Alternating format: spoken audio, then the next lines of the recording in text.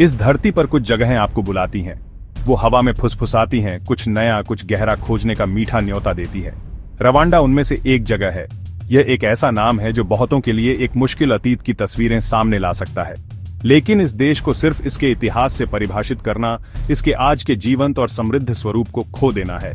मैं यहाँ खुले दिल और जिज्ञासु मन से आया था, हेडलाइंस से परे देखने के लिए तैयार। मुझे एक ऐसा देश मिला जो न केवल ठीक हो रहा था, बल्कि फल फूल रहा था। 1000 पहाड़ियों की धरती, लेकिन 1 मिलियन मुस्कानों की भी धरती। यात्रा लैंड करने से पहले ही शुरू हो जाती है। जैसे ही हवाई जहाज नीचे आता है, आप इसे देखते हैं। हरे रंग का एक लहराता हुआ कालीन, पहाड़ियों का एक मोज़ेक जो दूर दूर तक फैला हुआ है। हर एक को सटीकता से सीढ़ीदार बनाया गया है, जो रवांडा के लोगों की कड़ी मेहनत और कला का प्रमाण है। ये सिर्फ एक लैंडस्केप नहीं है, ये एक जीवित कैनवास है जिसे पन्ने और जेड के रंगों से रंगा गया है। हमारी कहानी किगाली से शुरू होती है। जैसे ही आप शहर में कदम रखते हैं, आपको यह महसूस होता है, यहाँ एक एनर्जी है, प्रोग्रेस और ऑर्डर की एक गूंज है जो सच में कमाल की है। सड़कें बेदाग हैं, ये तो सब जानते हैं। आपको कूड़े का एक टुकड़ा भी नहीं मिलेगा, जो पूरे देश में गर्व और कम्युनिटी की भावना का सबूत है। बहुत से लोगों के लिए मुझे मिलाकर आने जाने का सबसे अच्छा तरीका मोटो टैक्सी है। ये मोटरसाइकिल टैक्सी हर जगह है। इनके ड्राइवर हरे रंग की वेस्ट पहने होते हैं और हमेशा एक एक्स्ट्रा हेलमेट के साथ तैयार रहते हैं। एक मोटो के पीछे बैठना सिर्फ आने जाने का साधन नहीं है, ये एक एक्सपीरियंस है। आप घुमावदार सड़कों से गुजरते हैं, ठंडी हवा महसूस करते हैं, शहर के नजारों और आवाजों का मजा लेते हैं। मैंने एक शाम किमिसागारा मार्केट में घूमते हुए बिताई, जो कि रंग, आवाज और खुशबू का एक वाइब्रेंट एक्सप्लोजन था। यहाँ वेंडर्स अच्छी खुशबू वाले मसाले, अनोखे फल और जटिल पैटर्न वाले किटेंगे फैब्रिक बेचते हैं। बाद में मैं न्यामिरंबो नेबरहुड में एक आर्ट गैलरी में था, जहां मैं लोकल आर्टिस्ट्स के काम को देखकर हैरान था। उनके कैनवस रवांडा के जीवन, उनकी परंपराओं, संघर्षों और उम्मीदों की कहानियां बताते हैं। जैसे जैसे शाम ढलती है, शहर अपने व्यक्तित्व का एक और पहलू दिखाता है।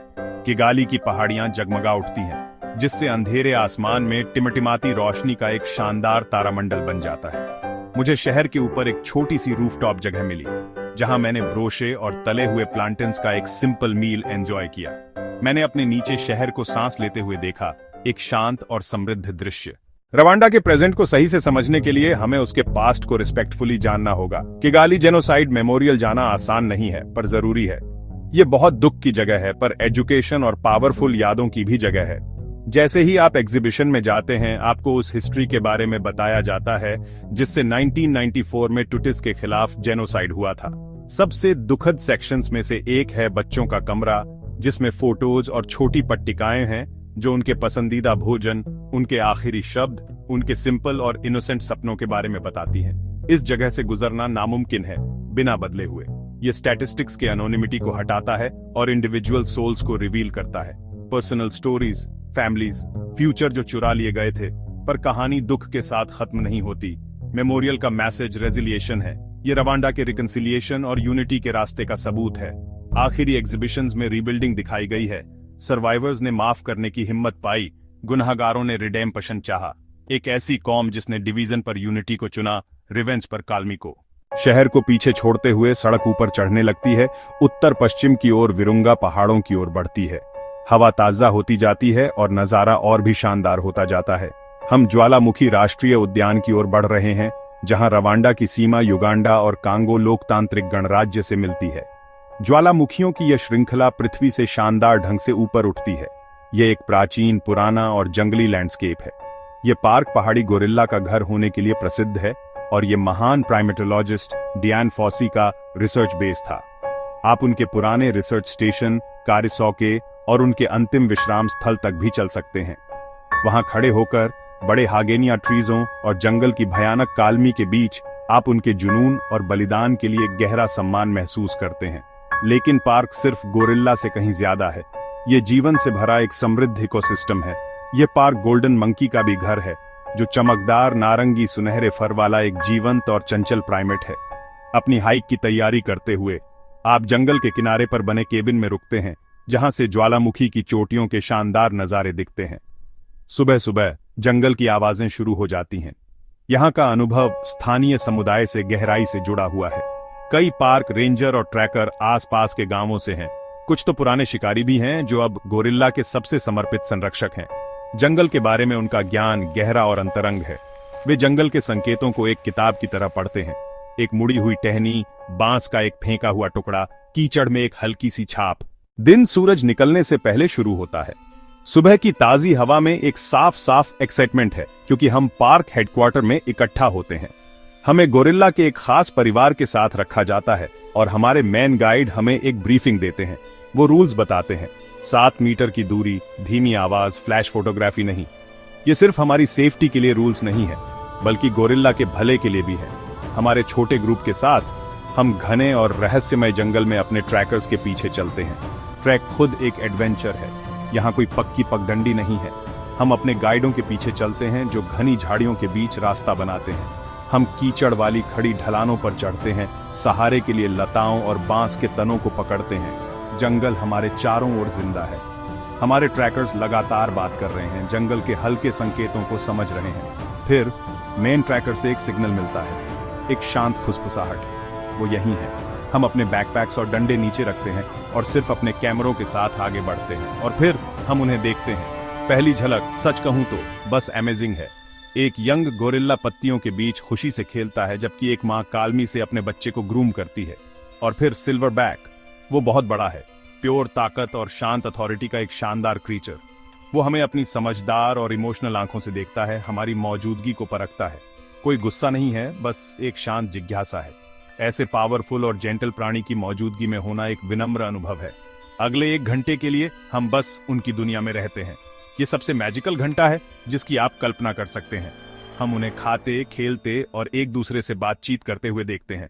उनकी सोशल डायनामिक्स बहुत कॉम्प्लेक्स हैं, कई मायनों में इतनी इंसानों जैसी। आप माँ और बच्चे के बीच के बॉन्ड्स, भाई बहनों के बीच की चंचल नोकझोंक और डोमिनेंट सिल्वरबैक की शांत निगरानी देखते हैं। यह चिड़ियाघर में जानवरों को देखने जैसा नहीं है। यह एक परिवार के लिविंग रूम में इनवाइट किए जाने जैसा है। जो कनेक्शन आप महसूस करते हैं वो गहरा और इंस्टेंट होता है। वो 1 घंटा 1 मिनट जैसा लगता है, और जब जाने का समय होता है तो आप जंगल का एक टुकड़ा अपने दिल में लेकर जाते हैं। हमारे जेंटल जायंट रिलेटिव्स से मिलने के अनुभव से हमेशा के लिए बदल जाते हैं। गोरिल्ला ट्रैकिंग की मजेदार इंटेंसिटी के बाद वेस्ट की तरफ लेक किवू का सफर एक अच्छा चेंज ऑन ऑफ पेस है। लैंडस्केप एक बार फिर बदल जाता है। ज्वालामुखी की चोटियां रोलिंग हिल्स में बदल जाती हैं। लेक किवू एक बहुत बड़ा चमकता ब्लू वाटर बॉडी है, जिसमें आइलैंड्स फैले हुए हैं, और यह रवांडा और पड़ोसी डेमोक्रेटिक रिपब्लिक ऑफ कांगो की हरी भरी पहाड़ियों से घिरा हुआ है।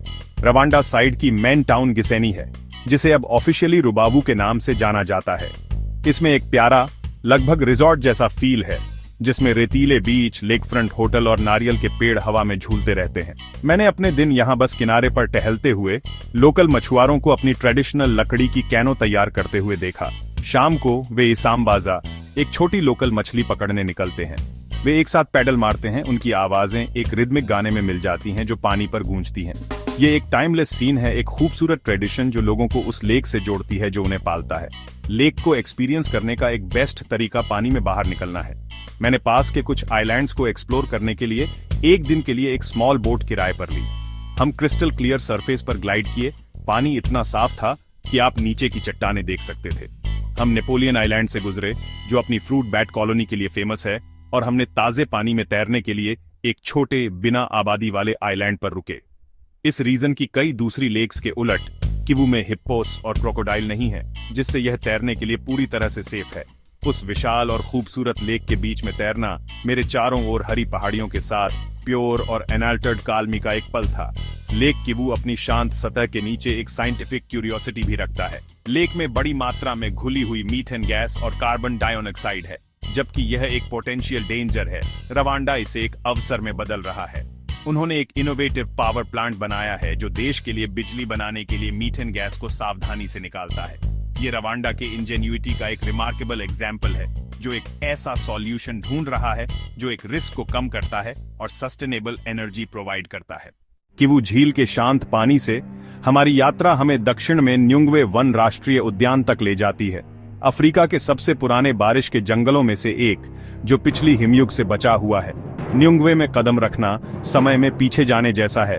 हवा ताजा और नम है, काई और सड़ी हुई पत्तियों से भरी हुई है। विशाल महोगनी के पेड़ एक घना चंदवा बनाते हैं, सूरज की रोशनी को हरे रंग की किरणों में छानते हैं। कीड़ों की भिनभिनाहट, अदृश्य मेंढकों का कोरस, प्राइमेट्स की चहचहाहट न्यूंगवे प्राइमेट्स के लिए एक स्वर्ग है। अंगोलाई कोलोबस मंकीज, एलहोस्ट के मंकीज, मायावी चिंपैंजीज। कई लोगों के लिए मुख्य आकर्षण चिंपांजी ट्रैकिंग है। ये गोरिल्ला ट्रैकिंग से बहुत अलग है। चिंपांजी शोरगुल करने वाले होते हैं और लगातार चलते रहते हैं। अविश्वसनीय फुर्ती के साथ ऊंचे चंदवा में झूलते रहते हैं। चंदवा वॉकवे प्रतिष्ठित है। यह पुल जंगल के फर्श से 70 मीटर से अधिक ऊपर लटका हुआ है और ट्रीजों की चोटी पर 160 मीटर तक फैला हुआ है। इस पर चलना घबराहट भरा है, लेकिन यह एक बेजोड़ नजरिया देता है। आप सचमुच चंदवा में हैं, पक्षियों और मंकीसों की आंखों के स्तर पर। नीचे देखने पर आपको हरे रंग का एक समुद्र, फर्न और ऑनर्किड जमीन से चिपके हुए दिखाई देते हैं। यहाँ की बायोडिवर्सिटी विविधता अद्भुत है। 300 से अधिक पक्षियों की प्रजातियां, अल्बर्टाइन रिफ्ट के कई दुर्लभ स्थानिक प्रजातियां, एक पक्षी प्रेमी का सपना, great blue turaco, red collar mountain chatterer. ये जंगल रवांडा के लिए एक महत्वपूर्ण जल संभर है। इसका काई से ढका फर्श एक विशाल स्पंज की तरह काम करता है, जो कांगो और नील नदी को पोषित करता है। न्यूंगवे राष्ट्र की आत्मा है, बायोडायवर्सिटी विविधता का एक अनमोल अमूल्य खजाना। जैसे जैसे रवांडा में मेरा ट्रिप खत्म हो रहा था, सिर्फ शानदार लैंडस्केप्स या अमेजिंग वाइल्ड लाइफ ही नहीं थी जिसने सबसे गहरा इंप्रेशन छोड़ा। ये लोग थे।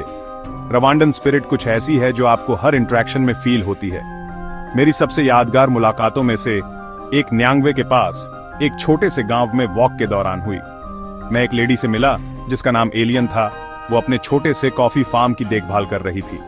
मेरे गाइड ने ट्रांसलेशन में हेल्प की और उसने अपनी कहानी शेयर की। उसने बताया कि कैसे कम्युनिटी कोऑपरेटिव्स ने उसकी और उसके पड़ोसियों की कॉफी की क्वालिटी इंप्रूव करने में हेल्प की है, जिससे उन्हें इंटरनेशनल मार्केट में बेहतर प्राइस पर बेचने में मदद मिली। कम्युनिटी की ये फीलिंग हर जगह है। आप इसे उमगांडा के दौरान देखते हैं, जो कि नेशनल कम्युनिटी सर्विस डे है। इस दिन पूरे देश के सिटीजन एक साथ आते हैं, सड़कें साफ करते हैं, स्कूल बनाते हैं, पेड़ लगाते हैं। यह कलेक्टिव रिस्पांसिबिलिटी और नेशनल प्राइड का एक पावरफुल एक्सप्रेशन है। यह एक शेयर्ड पर्पस की फीलिंग को बढ़ावा देता है, जो देश के रिकंस्ट्रक्शन में बहुत इंपॉर्टेंट रही है। एंड में रवांडा का सबसे बड़ा खजाना उसके लोग हैं। उनकी जर्नी फॉरगिवनेस और रीन्यूअल के लिए ह्यूमन एबिलिटी का एक पावरफुल प्रूफ है।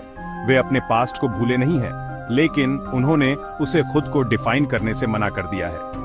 इसके बजाय उन्होंने एक पीसफुल, प्रॉस्परस और यूनाइटेड नेशन बनाने के लिए अपनी एनर्जी को चैनलाइज किया है, जो अफ्रीकन कॉन्टिनेंट में होप का एक बीकन है।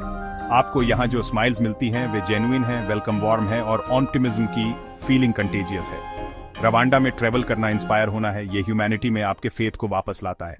1000 पहाड़ियों की जमीन पर मेरा टाइम खत्म हो गया है, लेकिन कहानी को यहीं रुकना नहीं है। रवांडा एक ऐसा देश है जो आपके दिल में उतर जाता है और वहीं रह जाता है। इसने मेरी सोच को चैलेंज किया, मुझे अजूबों से भर दिया और मुझे उम्मीद की एक गहरी फीलिंग दे गया। किगाली की बिजी सड़कों से लेकर विरुंगा की धुंधली चोटियों तक, सिल्वरबैक गोरिल्ला की इमोशनल आंखों से लेकर लेक किवू के शांत पानी तक, यह जर्नी सिर्फ खूबसूरत नजारे ही नहीं देती, यह कनेक्शन देती है नेचर के साथ, हिस्ट्री के साथ, रवांडा के लोगों की एटॉट भावना के साथ। यह एक एडवेंचर है जो वाकई आपको बदल देता है। मेरा मानना है कि ट्रेवल करना पुल बनाने और समझ को बढ़ावा देने के सबसे पावरफुल तरीकों में से एक है। दुनिया एक बहुत बड़ी और इनक्रेडिबल किताब है और हमने अभी तक कुछ ही पन्ने साथ में पढ़े हैं। इस प्लेनेट के अनगिनत कोने हैं, हर एक की अपनी यूनिक कल्चर, लैंडस्केप और लोग हैं। एडवेंचर कभी खत्म नहीं होता और यहीं से आपकी एंट्री होती है। ये चैनल, ये कम्युनिटी एक्सप्लोरेशन और डिस्कवरी के लिए एक शेयर किए गए जुनून पर बेस्ड है।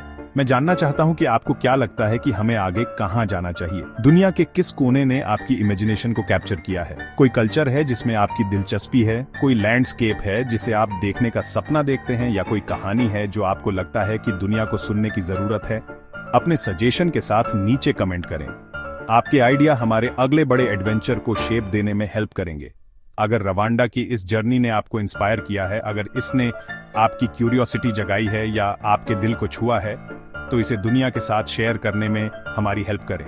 इस वीडियो को लाइक करें, अपने फ्रेंड्स और फैमिली के साथ शेयर करें, और अगर आपने अभी तक नहीं किया है तो सब्सक्राइब करना न भूलें। हर इंटरेक्शन हमारी कम्युनिटी को बढ़ने में हेल्प करता है और हमें दुनिया भर से ये स्टोरीज आप तक लाते रहने की परमिशन देता है। इस इनक्रेडिबल एडवेंचर पर मेरे साथ आने के लिए थैंक यू। अगली बार तक एक्सप्लोर करते रहें, क्यूरियस बने रहें और यह सोचना कभी बंद न करें कि उस अगली पहाड़ी के उस पार क्या है।